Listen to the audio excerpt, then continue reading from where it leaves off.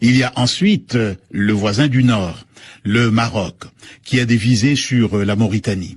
Le Maroc était devenu indépendant en 1956.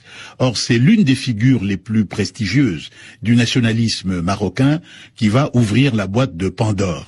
Alal El Fassi, puisque c'est de lui qu'il s'agit, lance le slogan selon lequel la Mauritanie appartiendrait au Maroc. Voici la réponse de Mokhtar Ouldada. C'est une interview de Jean Lacouture le 8 septembre 1960. Les arguments historiques dans ce domaine ne valent absolument rien parce que on ne peut pas fonder une revendication moderne sur une histoire. Que diraient les Français si les Allemands ou les Espagnols, se référant à une époque donnée de l'histoire, disaient que Charlemagne ou Charles Quint ont tué ceci ou cela?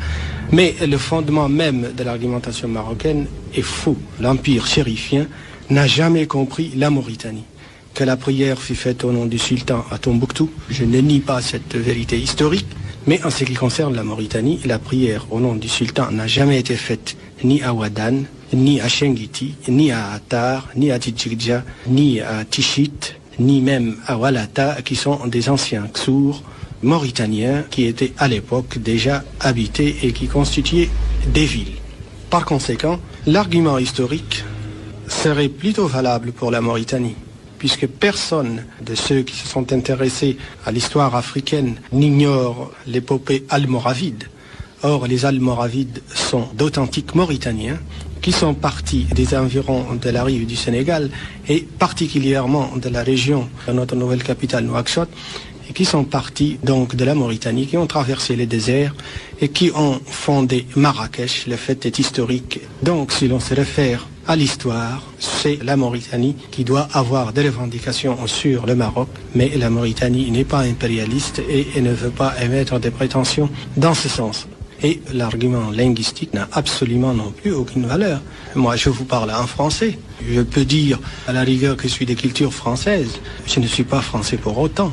Les Belges parlent français, les Suisses romands parlent français. Pourtant, les Suisses sont Suisses, les Belges sont Belges. Et encore plus, les Américains qui parlent l'anglais sont autre chose que des Anglais.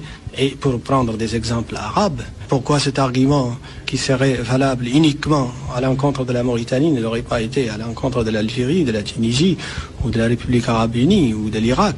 Tous les pays arabes parlent la même langue, appartiennent à une même civilisation et très souvent à une même ethnie, mais chaque État arabe garde jalousement son indépendance. Certes, nous avons une culture arabe qui fait notre fierté et notre réputation dans tout l'Orient arabe, mais encore une fois, cet Orient arabe a tout le temps connu les gens de Chenguit, différents des gens de Marrakech.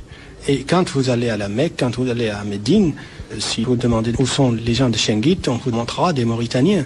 On ne vous montrera jamais des Marocains. Et quand vous demandez des Marocains, vous demandez des Marrakchi, on vous montre jamais des Mauritaniens. Rien que ce fait de deux noms de deux villes très différentes pour désigner les deux populations prouve que malgré la similitude de langue, malgré l'appartenance à une même race, à une même religion, à une même culture, nous sommes très différents des Marocains.